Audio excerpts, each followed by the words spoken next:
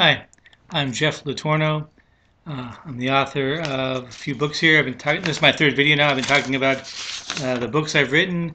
My first book is Bloom's Desk, which is basically a ghost story about a high school teacher who meets the ghost of a serial killer, and that caused a little problem in his life. My second book is Soul Hostage, which I describe as a paranormal thriller about a pair of small-time crooks who take a hostage, and this old man turns out to be a lot more than they expected, and leads for hopefully an interesting book. Seems to be getting good reviews, so readers like it. And the book, my last book, my newest book, is The Most Uncommon Cold: Life in the Time of Zombies 1, because it's a part of a zombies series. I'm kind of new to this whole writing thing, as you can probably tell, and looking over the internet, and there's a plethora of information. So I'd like to say plethora as much as possible, so there it is, plethora. And in this plethora of information, it's talking about how authors should try to make a connection with the readers, try to stand out from the crowd a little bit. So that's what I'm doing, and I figured I'd tell you a little bit about myself, which is not really exciting for me, but maybe you'll enjoy this. Again, my name is Jeff Littorno. I was born in California. I grew up in a small town, a little ranch in a town called Kenwood, which is in Northern California's wine country, between Sonoma and Santa Rosa. Seemed like a good place to grow up. It's good for me. 4-H and the whole bit, so I enjoyed it. I lived around there until I graduated from Chico State with a degree, English degree, which not much. Well, for me, I didn't know what I wanted to do. I wrote. I worked for as a copywriter, a radio station for a while. I worked for a newspaper as a film critic for a while, and eventually got a teaching credential and taught for a while, and then decided to head out to foreign parts and spent time teaching in Australia, South Korea, Kuwait, Mexico, Saipan, Bahrain, Greece, a few other places I probably can't remember because they must have been really fun. I can't remember them.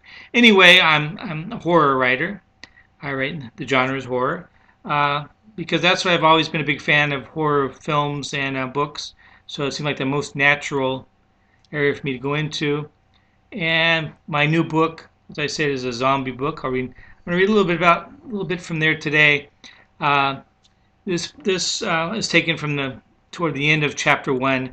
The main character is Kevin Turner. He's a newspaper reporter, and during this scene, he's at the airport where he's gone to do an interview, scheduled interview, to talk about the head of security, to talk about an incident that happened the previous day.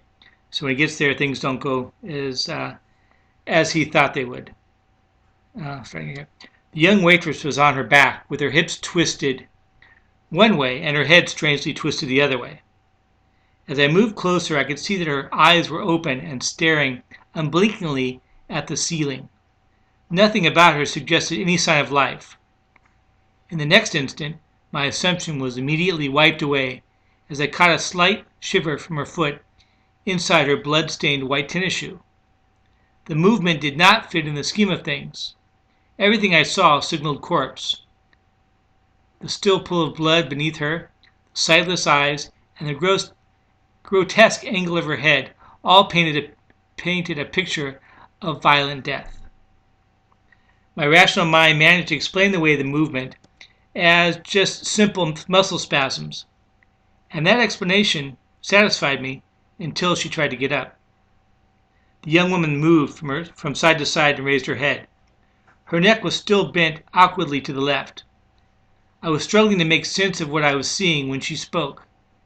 What happened to me? She stuttered and slurred, but her words could be understood.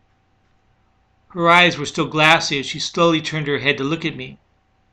It took me a few seconds to respond.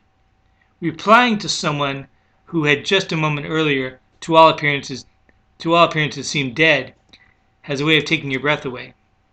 Eventually, I managed to say, "Well, I don't really know. I came in here and there was a man in airport coveralls named James, and I feel cold," she muttered slowly, as if she had not heard me. Sluggishly and with difficulty, she raised herself at the waist. She looked down at her bloody body, surveying the damage. Until this point, I had not noticed that her right shoulder looked as if a bite had torn away a chunk of flesh, and her left cheek had four parallel deep scratches as if fingernails had ripped down the side of her face. I couldn't see any other wounds, but blood covered most of her light green uniform, making it look black. "You shouldn't move," I yelled. "Don't move. I'll go find a doctor." I was standing a few feet from her, but somehow she managed to twist around to reach my leg. I felt her hand grab hard into the skin of my calf. "No, stay here," she hissed as I yanked my leg free and backed away. "You need a doctor," I cried as I spun around to leave. As I reached the doorway, I looked back at her. She was still struggling to stand, even as she slid her body toward me. A trail of smeared blood stayed on the white towel behind her. "Stay," she hissed again, but I was already out the door. Chapter 2. Once out from behind the counter of the coffee shop, I began to question what I had just seen. The waitress was dead. I was sure of that. But if the waitress was dead, how could she be moving? I shook my head at the ridiculous mental flips I was performing. The fact was that the waitress was talking and moving. And I am certainly no doctor, but those seemed like pretty clear indications of life. And the more time I wasted by playing games with myself, the less chance she had of remaining alive.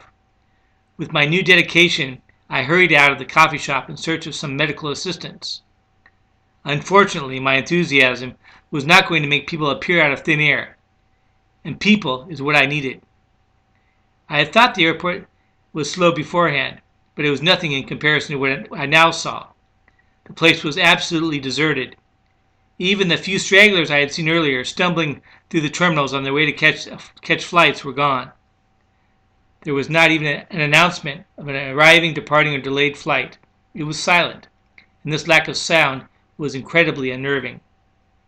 Almost in a panic, I ran over to the airline ticketing counters, sure that someone could be found there. The emptiness of the counter area hit me in the stomach. I had never had what others refer to as a panic attack. In fact, I've always been less than sympathetic when I've heard men describe their response to stress as shortness of breath, racing pulse, and inability to think rationally. My less than sensitive response was usually something along the lines of pansy or mama's boy. But now I was faced with my own symptoms of a pounding heart and difficulty catching my breath. From the ticket counters I ran mindlessly along the wall to the customs area. None of the agents I had seen earlier was in sight. No one was in sight for that matter. As I spun around the way I had come, something outside the massive glass wall overlooking the tarmac caught my eye. In front of a wide open door in an enormous dark blue metal hangar about 100 yards away, a large truck with a dark green canvas canopy over the bed screeched to a stop. I stopped and watched for a moment until, as expected, 10 or 15 soldiers piled out of the back. Without having been conscious of it, I had moved forward and was now pressed against the glass. Now, as the soldiers stepped into formation behind the truck, I forgot everything else and began tapping on the glass, trying to get their attention. Of course, at such a distance, there was little chance of making enough noise for them to notice, but that did not stop me from pounding harder and harder on the thick glass. Finally, the pain caused by the glass brought me back to reality and an awareness of things around me. The first thing I noticed was something on the floor far down the terminal from me. As I watched, it became clear that it was the young waitress, still dragging her limp legs behind her and leaving that hideous snail trail of red. Whether it was from curiosity or admiration of her determination, I was transfixed. It may have been my imagination, but I thought she was hissing, "Stay! Stay!" over and over. I might still be staring like an idiot like that, except for the ear-splitting wail of an alarm that suddenly began. It was some sort of fire alarm, most likely. All I know for sure is that the blaring rattled me to the bone and made that situation even more disorienting. I looked back to the hangar to find that the soldiers were no longer in sight. Where had they gone? Why were the soldiers here? How can I get to them? These were the questions that pushed through the fog of my mental, emotional, and physical turmoil. And it was then that I felt someone behind me. Okay, I'll leave it there. Again, that's The Most Uncommon Cold, Life in the Time of Zombies 1, Part 1, by Jeffrey Littorno. I hope you look for it on Kindle, Amazon, CreateSpace, or hopefully wherever books are sold. And we'll talk again. Thanks for listening. Take care.